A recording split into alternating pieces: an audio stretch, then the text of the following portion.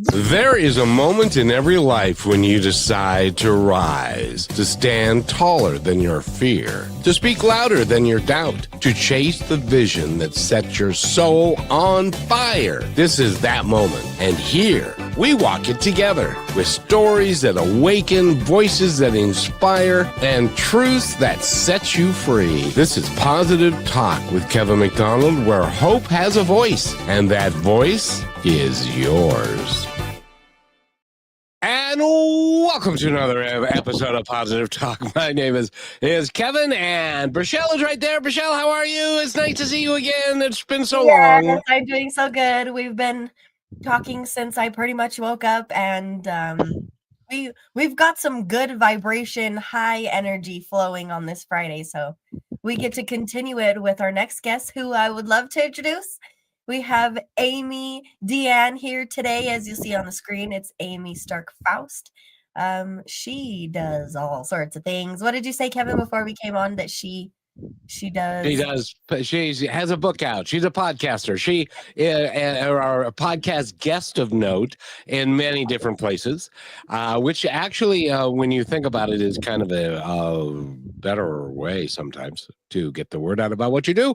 And she's a resilient goddess. Yes. I just made that up all by myself. So how about that, huh? Oh. and her website again, Brichelle, is... Yes, visit her website, which is my-resilient-journey.com. And thank you for being here, Amey. How are you? I am great. Thank you for having me, both of you. It is awesome for you to be here, and you've got a story to tell, which is in your books and in your writings and in your podcasts. Would you like to give us a peek under the blanket, if you will, of what that story is?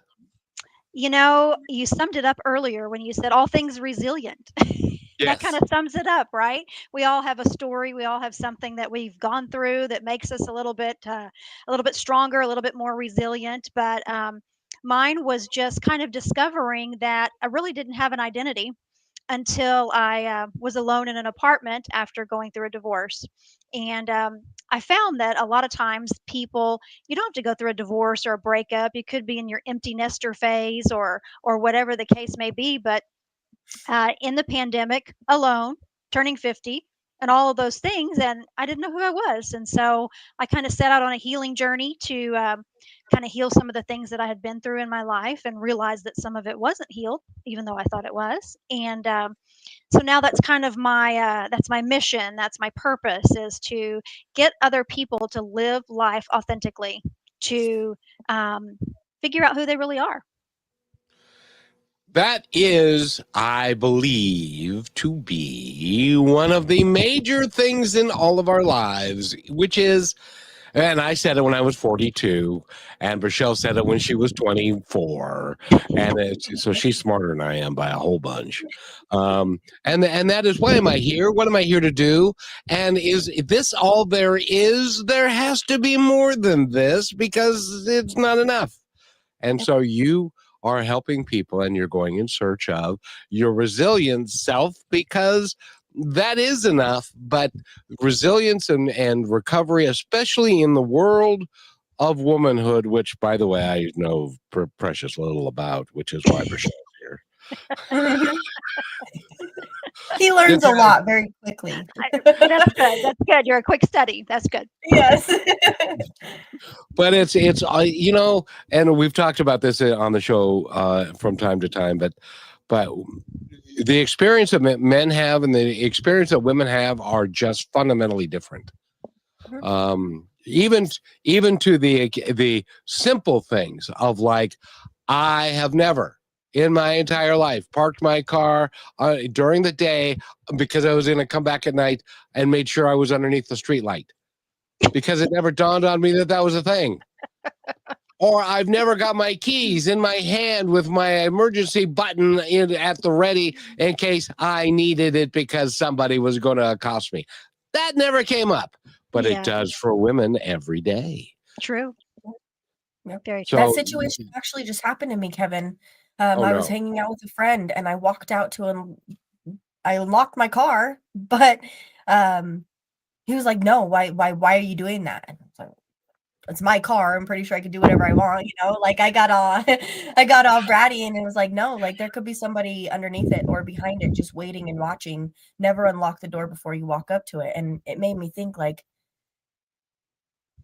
our more than anything is for women to be attentive, you know, because think about it, you having a moment where you're having a bad day, or you're not thinking of all those things. There's so much already going through your head, and then on top of that, to protect yourself and to build the confidence in yourself that no matter what can happen, you will be resilient through it, is like the whole other side of the game, right?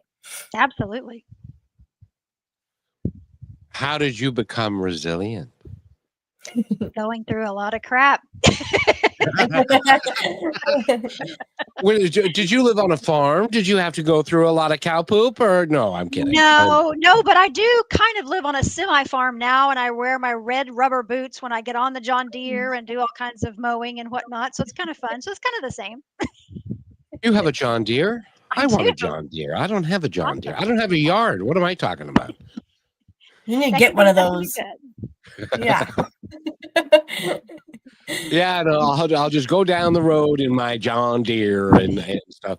It doesn't make any sense. But you know, Amey, I gotta tell you, because you have gone through, and you are now working to help other people learn how to be resilient in their own lives, because everybody, I don't know if you know this, and if anybody who's listening who hasn't gone through crap, I would love for you to email us to say, I've led a perfect life, I've never gone through crap.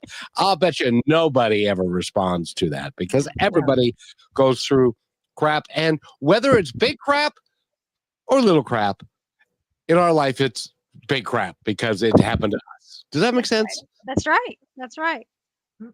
And Amey, I have to ask you, when you did you start wanting to help women who were in these struggles and in these modes because you had somebody who helped you through it and wanted to be that person? Or was it because you realized that you felt alone and you wanted to be the person for somebody who was going through something similar? Or all of the above. I actually never even fancied myself a writer. I was like in my own little world, in my own little pity party, in my own anger and my own grief and my own issues. And it wasn't until I went through a healing journey and started to kind of get out away from myself that I did enter into a collaborative book project, which I always say is the cherry on top of my healing journey, because even though I was in the midst of healing, writing that one chapter and that book in 2023 was still therapeutic. It was still therapeutic to start getting my story out there. And it really wasn't until the middle of that I was like, this epiphany, this aha moment that this is what I'm meant to do. I'm meant to share myself and my struggles, good, bad, or indifferent, with other people, so that either they have a light at the end of the tunnel, they know it's going to be okay, they have someone to relate to, or maybe I can offer them a suggestion here and there of things that they can do to get them through it. That's amazing. Amey, do you remember that song, It's My Party and I'll Cry If I Want to? That's right. That's right. I did a lot of that. And that was part of your pity party. And how did you pull yourself up by your bootstraps to say, your red boots, by the way, to say, I'm not going to have a pity party anymore. I'm going to become the resilient goddess that you have become? You know, it's like, I'm sick of myself. You know, you're in the middle of the pandemic and you're by yourself. You're in this apartment trying to figure your life out. What do you like? What do you want to do? And you're like, enough already. This is ridiculous. You're too busy. This is enough. This is enough. So you just kind of start taking these steps of things like going with your friends to listen to live music, or walking the trail by the lake, and trying to just step by step by step, rebuilding some confidence, rebuilding some self-esteem, figuring out that, hey, I'm okay, or I'm going to be okay, or whatnot. So I think it was definitely a process, and it's still a journey. Yeah. Well, and it always will be a journey, but I would love for you to talk in relationship to a lot of people, not just women, but people, believe that they're incomplete unless they have a mate, unless they have somebody there who then will complete me. But aren't we enough all by ourselves? We are, and it's hard to realize that, especially when you're in the muck, and especially when you're living your life vicariously through your kids, or you're doing everything for your partner, your mate, or whatever. It took me some time to realize I am enough, and I am a whole person, and now I'm a whole healed person that can actually put myself out there to have a healthy relationship. And I would suggest that, and please help me if I'm mistaken here, but I would suggest that in order for you to love another human being, you have to accept and love yourself first. Am I correct on that? Absolutely. Yep. Because a lot of people get into a relationship who they believe that they're less than, and they need this relationship to make them whole. And so they make decisions within getting that relationship. Rochelle, I don't know what you're talking about. Who make things within that relationship to make them whole, but so they become needy, and then they become less than whole. Does that make sense? It makes a lot of sense. It makes a lot of sense. That's one thing that's probably one of the key things that I said when writing the first collaborative book project was you cannot rely on anyone else for your happiness. Period. Create it. That's right. And Rochelle, guess who's entered into our world again? And Amey, I need to introduce this gentleman to you. Okay. And he is Samuel. He is in Kenya. And there are 30 people at midnight at night on a Friday night that are listening to our show in this room that they've got in this big screen TV, and they're getting ready to feed 350 children on Saturday morning. So they're taking a little time out, and he writes so well, Rochelle. Tell us what he says. Yes, hi Samuel and team. Samuel says, congratulations. Greeting elder brother Kevin, my sister from another mother, Rochelle, and guest Madam Amey DeAnne. Receive greetings from Kiberia slums in Nairobi, Kenya. Thanks for this wonderful program, Positive Talk, because you invite inspirational speakers. We are listening together with my team of 30 guys, sitting and listening to you. We are preparing today for our feeding program. Kiberia is tuned in. God bless you for telling the whole world about positive impact. That's awesome. And he sent us, Amey, he sent us film okay. In my day, they used to call it film. Now they call it digital video of his work with the kids that they have, and it makes Rochelle cry every time, doesn't it, Rochelle? Yes, it's so impactful because Samuel had to see what he was worth, and then he saw what he could do, and then he saw how he could help, and now he's doing that with all these kids against all the odds. Right. And I think a lot of times one thing I was thinking of, Amey, is when we hold back from who we are and we run from our emotions. That's when I found myself in my pity party. I was actually running from my emotions, but I was emotional, just out of control. And then once I started to accept who I was and having emotions and a past and being a person, I saw myself completely different. And I think we all deserve to feel that way. You know what I mean? Oh, I absolutely agree. I always say I am an empathetic person, not just a cry at sad movies and commercials about abused animals kind of empathy, but I'm just, I'm an emotional kind of person. That's just that's the way I'm made. So I feel I feel you. Okay, good.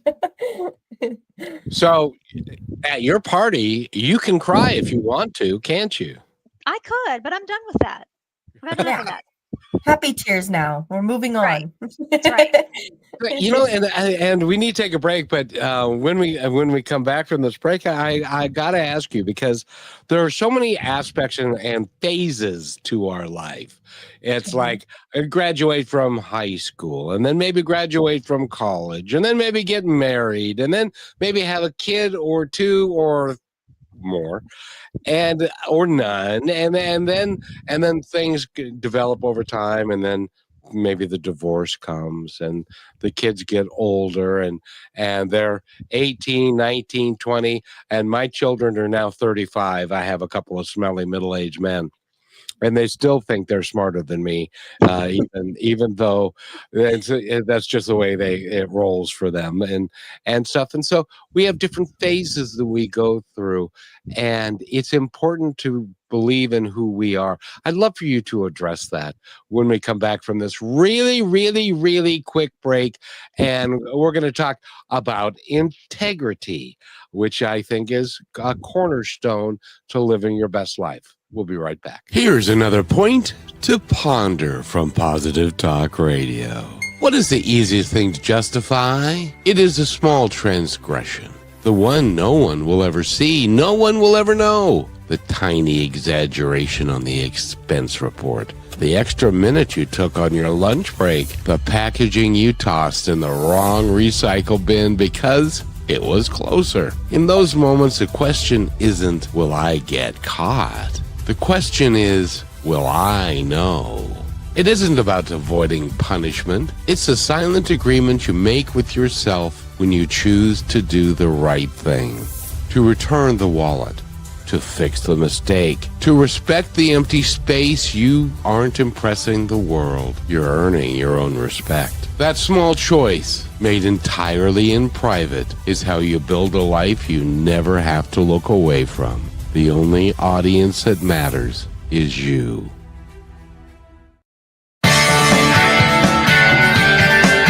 And welcome back to Positive Talk. Brachelle's right there. And Brachelle, remember this.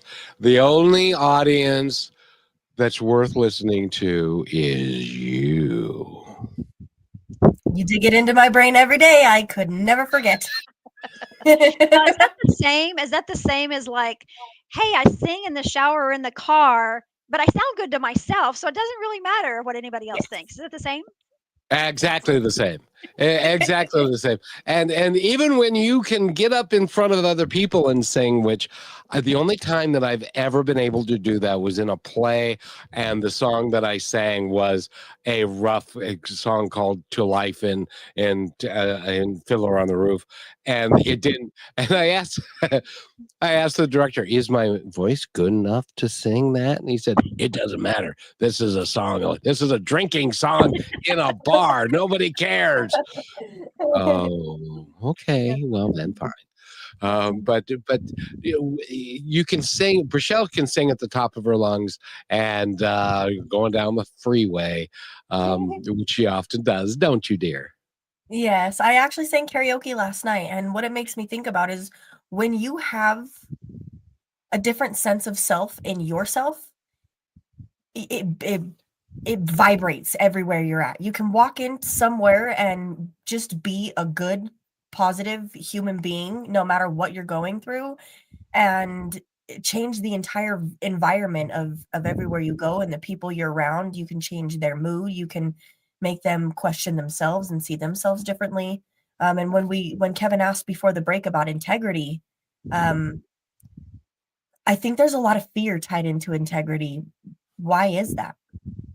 That's a good question. That's a good question. It's like why I'll use a really good example, which is really interesting. In my being aloneness and starting to date after after you're 50 and you get on these sites and you're of course being the shallow person that everyone else is, and you're looking just at someone's looks and you're thinking, oh yeah, let's go have a coffee, a lunch, whatever. And the person shows up and they don't really look anything like their profile, and you're thinking, do you not think we're ever going to meet in person? Why don't you just put your real self right there? This is me. Yeah. It's it, all of it. This is what I really, really look like. So when you show up for lunch, this is what you're really going to get, and so that goes back to your integrity, because why do that? You're starting off already on something that's false. Yes. And I don't know, have you been on any dating sites after 50? I'm just curious because I just at the tender age that I am today, I just signed up for one, but everybody's old that's there. I want so, but then someone like Rochelle, I would feel like a pedophile. So there's no winning when you get to be my age. But I have to tell you the story real quick, Amy. I went on a coffee date with somebody that I'd been talking to, and she said, "So when was the last time you were on a date?" And I said, "You mean other than my wife?" And she said, "Yeah." And this is in 2022. And she said, "Yeah." And I said, "Well, 1980." She said, "What?" Right. Maybe 1980? avoid that next time. Just kidding. Yeah, exactly.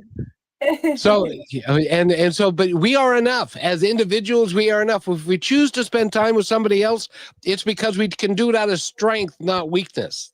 Do you agree with that? Absolutely. There's a chapter in my book entitled Dating Yourself. And that's one of the most important things that I tell people, whether they're, single, married, gone through a divorce or whatever, is to date yourself. And that can, for the young mom with little kids, that can mean, here, honey, take the children and I'm going into the tub and I'm going to put bubble bath or whatever. Or if you're single, go to the fancy restaurant, have your steak and your glass of wine. And if you want to talk to somebody sitting at the bar there, do it. But if you don't, then don't. There were for many years when somebody said, you really got to go see this movie. And I would say, well, I don't really have anybody to go do it with. And they'd say, well, just go by yourself. And it was like, oh, I don't want to go by myself, because I would go down the aisle with my popcorn and my pop and by myself, and people would be going, oh, poor man, he doesn't have any friends. Yeah, but it's all in the energy you put out, because you could have walked in there singing yourself. Okay, the other day I caught myself doing this, Amy. It's weird because I've spent so much time with myself that there's no filter, there's no hiding, there's not different faces, there's different hats, but I am who I am, and I'm walking through the store and I'm humming to myself because that's just what I do. Like the song is in my head and I'm singing, I'm bopping around, a song comes on in the store, I'm that person. And I used to hate that. I used to want to be how Kevin was. I wanted to be quiet. I wanted to be different than who I was. But when I finally accepted into that, people loved it. And then I realized, if I don't care if you think I'm delusional, because I probably am. But guess what? I'm happy. Right. That's exactly right. That's exactly right. I get to be a happy delusional person, and sometimes being delusional is the only way to be happy in this world. Sometimes, I don't know. True statement. Yeah, we can agree on that. So you become an author, and you also do a lot of podcasts, and you have a great website, which Rochelle's going to tell us what it is again right now.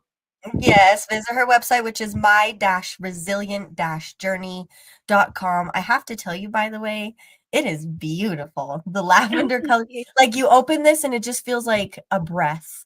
And is that kind of is that what you want people to feel when they read your book or hear your story or, work with you? It is, and lavender is my most favorite scent. I've visited lavender gardens in different places. I've had culinary lavender where you have food with lavender, so that's kind of where that came from, the whole lavender. But just I want to be able to put off I'm approachable, or this is peaceful, or it's not a space for when I first started it, you could comment through my blog post. And I would get some really weird, comments. I'm turning this off. This is for you to come and sit with yourself, read if you want to read the blog post, and just sit and think or journal or whatever you want to do. You don't have to comment, and I keep the negativity off of it that way. It's very good. Lavender, huh? I have lavender bushes in my front Oh wow! yard, and they really are nice and big. But I live in a 55 plus community, and some people, when they turn 55 and beyond, get a little cranky. And so I was standing out front, I was looking at the bush and other things, and this lady walks by and she stops and she looks at me and says, "When are you going to cut that down?" And I said, "What do you mean?" She said, "Well, I can't walk straight because it's in the road a little bit and stuff." And it's like, it's lavender. It's supposed to be that way. And I keep it bigger because when it blooms, the bees love to go there, and we need to feed bees and Yes. take care of nature and all that kind of stuff. So I basically kind of said, well, one of these days, but I just Not today. Sorry. not today. But but yeah, I don't know. I just had to bring that up. But Amey, I wanted to ask you. Your website's entitled. Untitled. Oh my gosh. MyResilientJourney.com. What is your favorite story from your resilient journey? Ooh. You're trying to stump me, aren't you? Well, no, because you wrote the website. You ought to know what your journey is. I mean, I'm old. I forgot half of my journey now.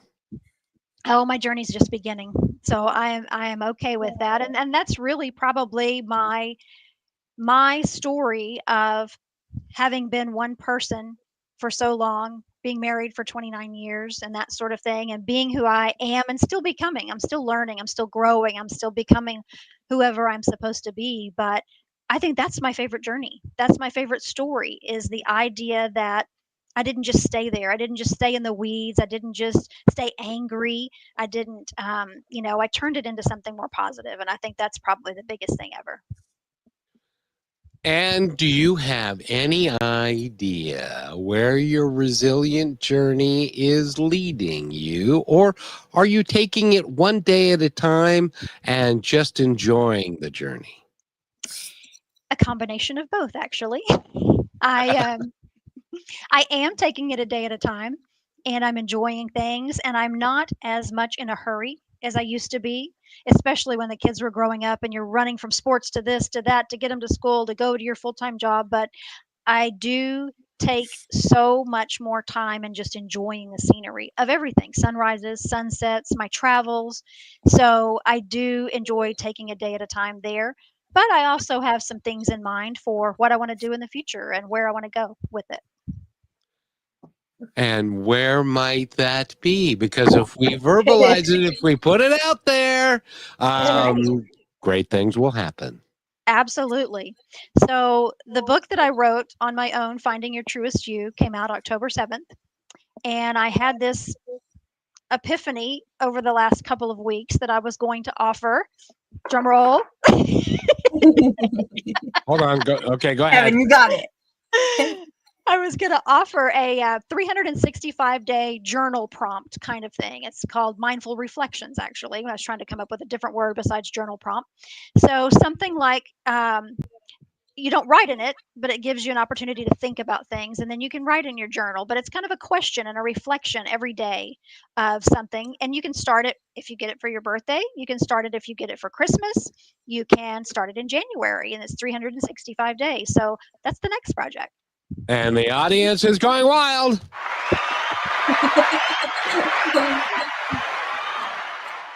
Well done, Amey. That's exciting.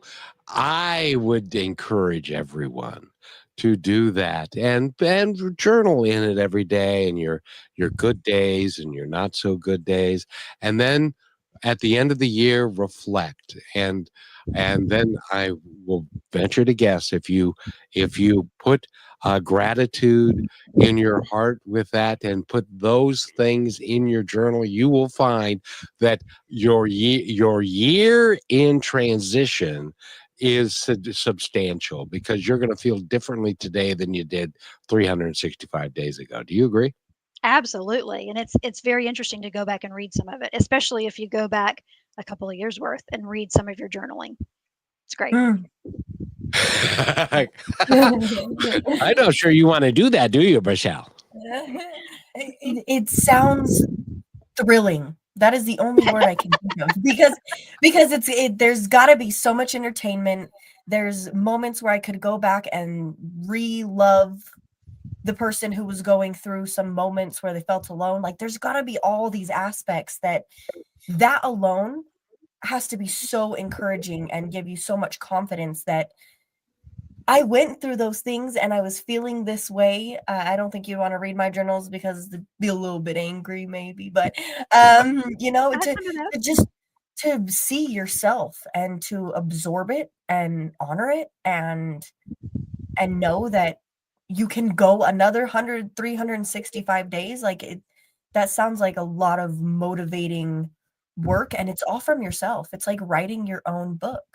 You just don't know it yet. It's encouraging to see how far you've come, for sure. Yeah. And you don't have quite as many angry entries. You don't have quite as many, blah, blah, blah, you know, explanatives or whatever in there. You know, it's a little calmer. It's a little more soothing. It's, you know, it's definitely different. You see your growth for sure. Yeah, have those few days in a row where it's just, I'm thankful, I'm happy, I'm blessed, I'm loved. Yeah. I experience that now, and I thought it would be uncomfortable, but it's so peaceful. It really is. I agree. When we come back, let's explore that a little bit. How can you help making your life not only resilient, but a peaceful journey that you can enjoy the ride, because that's the important part, is enjoying every day, because you can't do anything about yesterday, so let it go. And tomorrow ain't here, but tomorrow will be here in tomorrow when it again becomes today. And then and have you ever thought about that when somebody says, well, I think about tomorrow a lot? Well, but tomorrow is going to be today, and then you're going to think about today tomorrow. How does that all work? We'll be right back. You're listening to Brushwood Media Network, the best in syndicated talk, news, and entertainment shows. Are you looking for your daily dose of inspiration? Stay connected to all your favorite shows, music, and news with the Brushwood Media Network app. From Positive Talk Radio to Greatest Vibes Unplugged and so many more uplifting voices around the world, everything you need is right in one place. It's easy to use, too. Always available and designed to keep you inspired 24 hours a day. Go to brushwoodmedianetwork.com and download the app, and you will always have Brushwood Media available on your smartphone. Download it now and make inspiration and music and conversation part of your everyday. And welcome back to Positive Talk with Rochelle. She's right there, and Amey DeAnne Starkfaust. And it is great to have you here, and you are such a vibrant, alive, positive person. Do you get told that a lot? On an occasion. And then there's those curmudgeon type people that say, why are you smiling? This is a bad thing. Blah, blah, blah. I'm like, yeah, but blah, blah, blah, blah, blah. I'm always the, glass half full, not glass half empty. You know, the funny thing about that was Rochelle told me the other day, she said, I used to hate people like me. Not people like me, like people like you, because you used to. Didn't you tell me that if somebody was happy and smiling and stuff, that you tell us what you said? Really, Amey, I'm thankful that you brought that up, Kevin, because to me, they were being fake. To me, it wasn't real. I'm like, whatever. They're just, I don't know, but it would irritate me, right? Like I would go to a restaurant or go to the bar or go do something, and even in the grocery store line, and I would, there's girls and they're laughing and they're just people being happy. And I was like, you're irritating me. Yeah. Do you not understand that we're standing in a 10-foot line right now? Why are you laughing? Like I'm going to blow something up. You know what I mean? But then I think it was the stillness that it like how you said you slowed down. I used to just rush through everything. Like it was just do.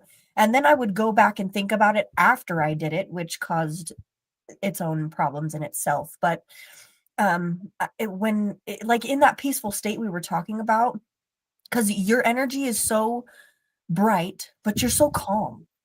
And I wasn't always that way. Okay, I'm like, how long did it take you? Because I'm really working on it. I think some of that comes with age, and you reach a point where it's like the little things don't matter. So what? They didn't put the toilet paper on right, or so what? They squeezed the toothpaste from the wrong end, or what? Little things they don't matter.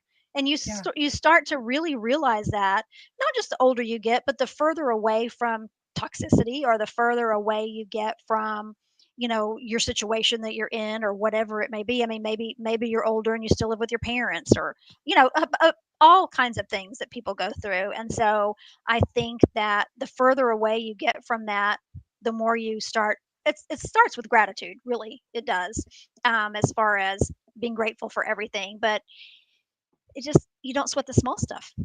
Well, and it starts with you, right? Because if you treat yourself that way, if you drop a glass and it breaks and you get mad at yourself, and a child also does that and you get mad at them, it's kind of a reflection. So when you maybe stop getting after yourself for spilling something or tripping over something, or telling yourself all those negative things, that it has to start in you, right? Yep, it does. I have a chapter. It's probably the third chapter in my book, talking about unlearning negative mindset. And that can be a negative mindset from when you're a child and someone told you you were worthless, or you're never going to amount to anything, or whatever the case may be, because there are those situations out there, unfortunately. Or if you're in a relationship and the person is, calling you names, or telling you you're not worth anything, or whatever the case may be, but just unlearning negative mindset. And I started that. Not everyone can afford to go to Hobby Lobby, which is like one of my favorite places ever, and fill your house full of, you're amazing, or you're beautiful, or bless this, or whatever. So an alternative is, if you just get sticky notes, stick them on your mirror in the bathroom, stick them on your mirror in your closet, so that when you get up and you go in there, you're like, oh, okay, I'm going to start my day thinking something good about myself, thinking something positive. And so if you fill your environment with that, that's a huge start. That's one of the things I talk about in unlearning negative mindset. Environment. Yes, Kevin, and we need to think about that. We actually, need to put Rochelle, sticky notes everywhere in your house when I come there. but Amey, I got to tell you, I've learned so much from this show. And today I learned in the first show that we did that I never had a hamper in my bedroom, which is why I think that we're divorced now, because we never put clothes in the hamper. And then I find out from you just a few minutes ago that there's a wrong way to load toilet paper. I had no idea. Maybe that's why. Now you know the reason. Crazy. Now you know the reason. Yeah. Well, and to not be so reactive, to respond to it, just flip it around. Right. And it's not going to hurt anything. Just move it. Well, now in this day and age, even with older people in relationships, it's why have we focused so much on those small things and making it such a big deal? Because our last show we talked about, it's not that little thing. It's the underlying value and meaning of it, right? Yeah, for sure. Relinquish control. So is the right way if it falls over the top or it's underneath? I think if it goes over the top, I think that's right. But my right is not your right, and my correct is not your correct. So it's okay. Yeah, it's okay that you're different. Well, and how do you load your dishwasher? That's a major issue. It used to be a major issue in my house too. But at the end of the day, my mother lives with me. However she gets it in there, I could care less. If the glasses are this way, if it's going to get clean. It's fine. Yep. I don't care. It's one of those things that you don't sweat the small stuff. And that takes a little bit of seasoning most of the time. It does. It does. But you ever laugh at yourself? Rochelle. Amey, I got to ask you, do you ever do something and then laugh at yourself because it's like, that's so silly. Why do I even do stuff like that? Absolutely. I'm really good at I'm talking to my cousin on the phone. I cannot find my phone anywhere. I don't know what I don't know where I put it. Like, you idiot. Well, no, yesterday. You did? Yes, I did. I was in the store buying groceries and I'm on the phone. I'm like, where the hell is my phone? I need to pay. It's in my hand. Girl, you've got it. Just slow down. Yep. The fun part about the human experience is it's the human experience. And we all need to take it with a grain of salt and relax and recognize that we were all born great. And then we spend most of our childhood having people tell us you ain't so great. And so then we have to recover from that. I'm glad that you are in the process of recovering from that and you're becoming that resilient self and you're on that resilient journey because that is so important because the sky's now the limit for you, right?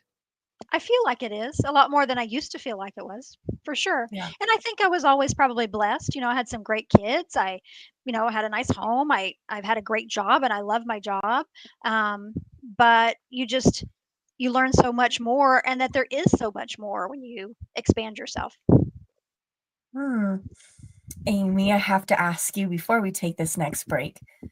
You have been able to come to a point in yourself now you can help other people.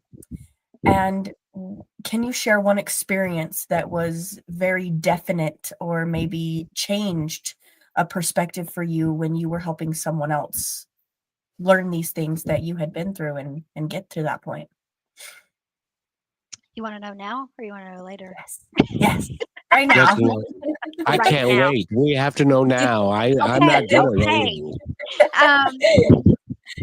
I think, a lot of times you feel like what you have to say, maybe it doesn't matter, or maybe it's not going to be heard, or maybe, this person doesn't think the same way, which is okay too.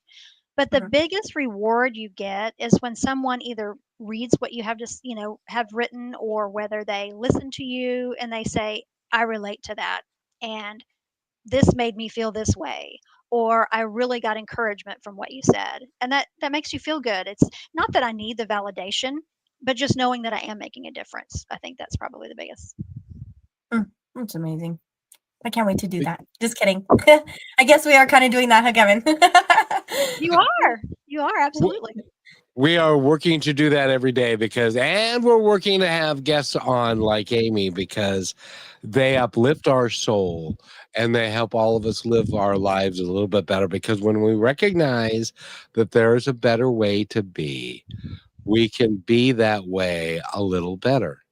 I can't believe I just made that up. We're going to have to go back and clip that out, Kevin, because yesterday we talked in one of our shows about you are your own science experiment. And my brain blew up. I was like, "Ooh, I like that." Oh my gosh, who we were speaking with, she ran 100 miles in 36 hours. It doesn't mean I'm going to go do that. But that brain shift, would you say that you can kind of relate to that, Amey? Yes, exactly. Because as I said before, when you're alone in your apartment, you're like, okay, what do I like to eat when I'm not catering to someone else's menu or whatever? If I could cook anything, what do I want? And if I could go anywhere, where do I want to go? Where have I not been in the world? And so it just opens up a whole new door for you by being open like that. And recognizing that even when you are alone in your apartment, you're really not alone because you're there. That's true. And I don't have an apartment anymore. I bought a home, but I'm still there. Congratulations, by the way. Still walking around talking to myself like nobody else is. Yeah. And I answer. Yes. Yes. You have to. Or it's just not right. Like, you have to complete it if you're going to be that far delusional. But you're not being delusional. You're being authentic and you're being yourself. And, and I've told you, Rochelle, a number of times when you are thinking about, and I'd love your opinion on this, Amey, before we go to break. When you're thinking about other people's opinions, my opinion these days is it's none of my business what you think of me. Absolutely. And I think that also comes with a little seasoning. I think you get further and further away from caring what people think of you because their opinion doesn't matter. It's for me, I'm like, it's between me and God. He loves me. That's all good. I don't care what you think, and so that's kind of where I am, but I think it does take some seasoning to get there. Yeah, but if you have too much seasoning and then you lose your filter, that's when you get into trouble. I have seen that. I've worked with senior center folks recently. So yes, I have seen that. because some guys say, I don't care. I got to say anything I want to because I'm old. I can just say anything. Yes. Yes. I went to visit someone in a nursing home recently, and I walked in and she says, "You're getting wrinkles on your face." And I said, "That's really kind of you to say. Thank you very much. Here's your Your filter." awareness. Yeah. It's like they turn back into little kids. I thought about that because little kids don't care. They'll put their shoes on backwards, their shirt sideways, they'll wear all the colors all at once. And they think that they are fantastic. I think we have a lot of learning to do from that because we spend so much time worried about other people. We don't even know what's going on within ourselves, and we just are stir crazy, honestly. It's true. Very It's true. chaotic. I don't want to ever lose that much of my. I don't want my filter to go completely. I want to be authentic, but I don't want to tell somebody they look like, you look like a refried mess or whatever. I don't want to be like that. No, it's not necessary, especially when you can be. Why do you need to be so mean? That's a Taylor Swift song. Right. Yes. So, Michelle, we need to take our last break. What would you like to play? I give it to you. Okay. Hold on. Let me take a look here. Thinking about kind of the conversation that we've had, I really would love to play The Mirror. Very good. And tell me if this resonates with the former Amy, not the current. Well, actually, both. Okay. The former to then current and then the future. Here's another point to ponder by Positive Talk Radio. A woman spent years hating the reflection in her mirror. One day, she whispered, "I am enough." Day by day, her reflection became her friend. Self-love begins with the words you tell yourself. Speak gently, because you are listening. This is brought to you by Positive Talk Radio, where stories of hope come alive. And you are listening. That's an important aspect, isn't it? Oh, wow. Yes, that is huge, especially depending on the situation that you've been in. As you get older, you tend to lose your self-esteem, lose your confidence, whether it's in your abilities, whether it's in your looks. And I definitely went through that. And it wasn't until I had a photo session with my realtor's wife, and I looked at the pictures and I was like, because they do a makeup thing and everything, and I was like, that's not me. I just kind of looked at it and I thought, I kind of look good. Like, wow.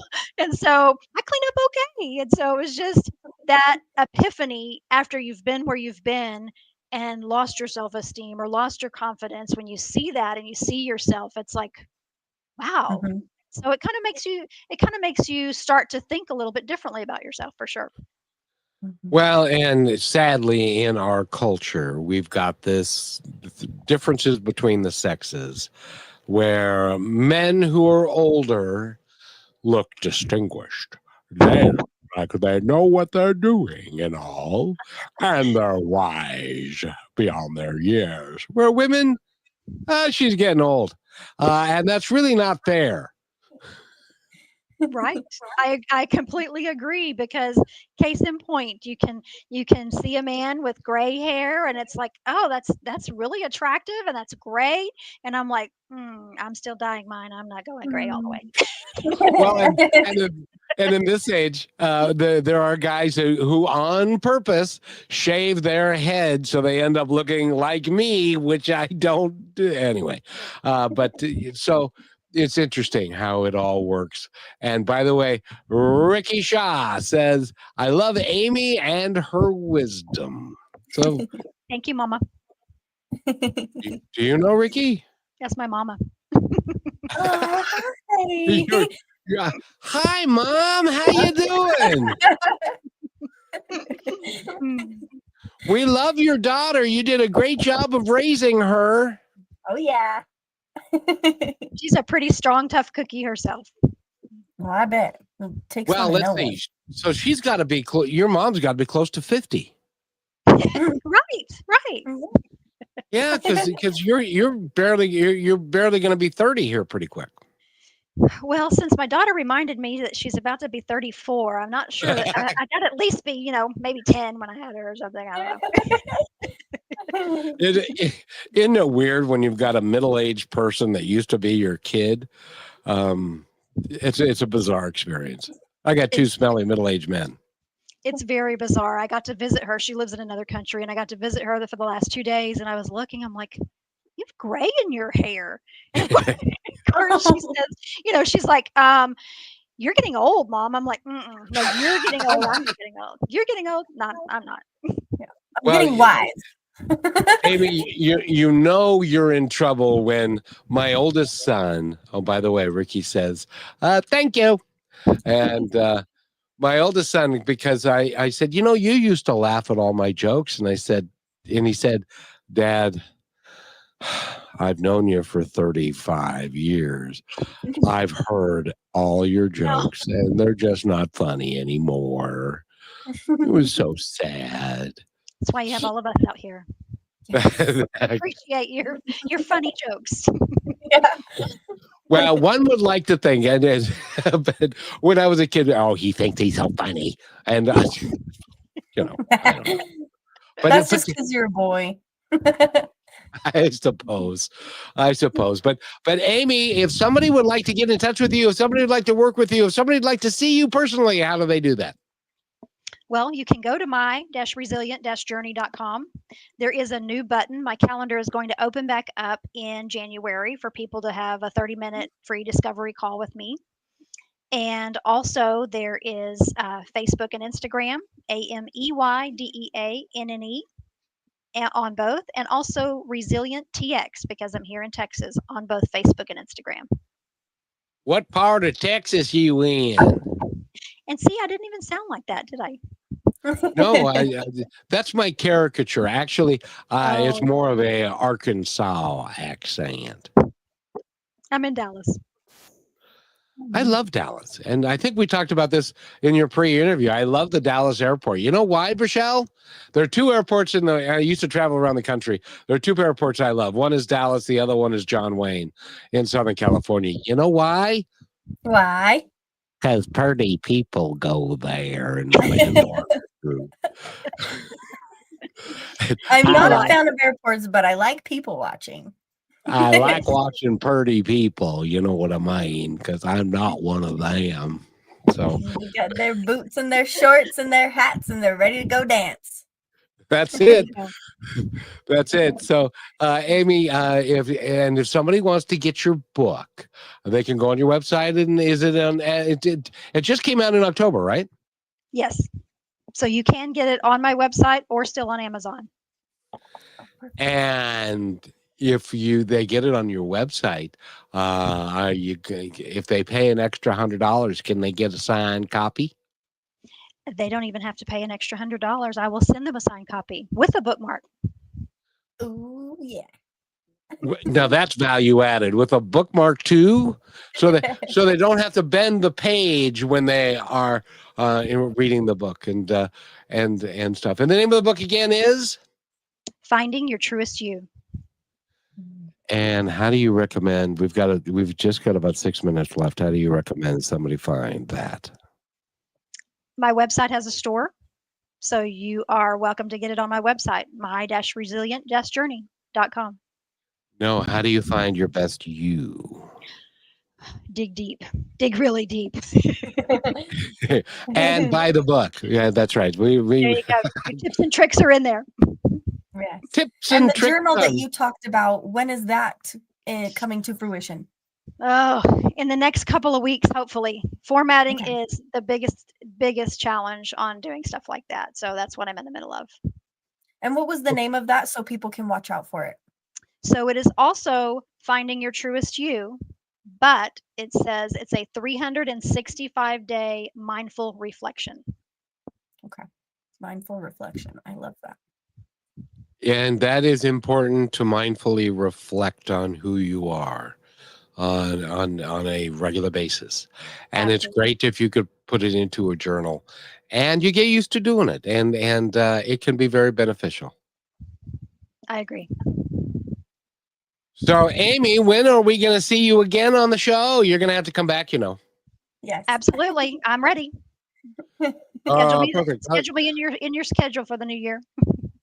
Yes. When you get all the kinks and all the editing and all the stuff you got to do with a new book, before that comes out, you need to come back on the show and we'll talk about you some more in your journaling and your website, which is again, Brichelle, my-resilient-journey.com. And I want to give you the last few minutes, Amey, to share with our audience anything you'd like to know based off of something I was thinking. Because we played that about mirrors, and then we talked about, I'm thinking we have a book, we have chapters. The way that we judge people by their, what do we say? Don't judge somebody by the cover, right? We do that with ourselves. So just maybe a message from your heart that is the courage to take that cover off, and how much of a blessing it is once you do. The blessing is in being authentic. I think that people around you will appreciate your authenticity far more than being fake.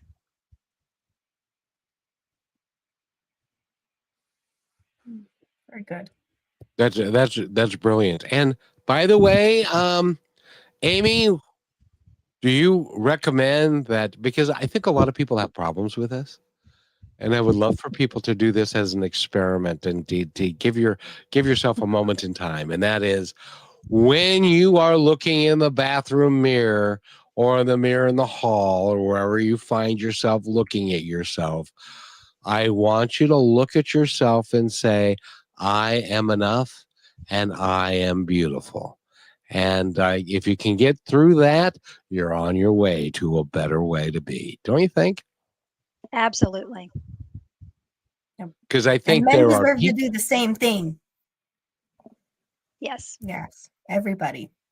Look in the mirror and say, I can do it. I am enough. Yeah. Well, Don't but get me Brichelle, started, Kevin. but Brichelle, didn't you tell me that there was a point in time when you had trouble saying that to yourself?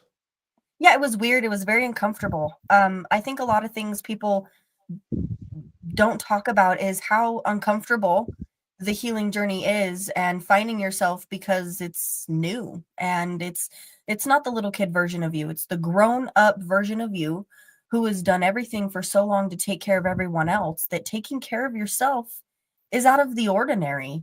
But you have to learn that it's okay. And it's kind of a weird concept to wrap your head around, isn't it, Amey? It is. And it is okay. It does seem foreign, but healing comes from being uncomfortable. Yes. Nail on the head. That's it. That's exactly right. Again, Amey DeAnne Starkfaust has been our guest, and I want to thank her for being here. And Brichelle, you get to have the final word and to take us out, or you can give the final word to Amey to take us out. Up to you. I might just do that. Do it, Brichelle. Well, thank you so much for your time, Amey, for the dedication that you have for yourself, for the message that you're sharing with other women, and the possibilities that you're giving when things seem like there is no more possible. So go visit her website, get in touch with her, buy the book, keep up with all of this. Is my-resilient-journey.com, finding your truest you. And if you question how much you are worth, think about the person that you love the most and speak to yourself as them, and your life will change. So yes, I can do it, Samuel. Amen. I love you. And we are doing it. You can do it. You're worth doing it. And you really can't ever fail without learning if you don't try. All you have to do is try, and you'd be amazed at how your life can change. So thank you again, Amey, for the message and the person that you are, and Kevin for making all this possible. We love you guys so much, and we'll see you again for another great show. Thank so you much. for being part of Positive Talk with Kevin McDonald, where stories inspire and voices remind us of what truly matters. May today's conversation give you hope, courage, and a reason to keep moving forward. And just remember, till next time, be kind to one another because each other's all we've got.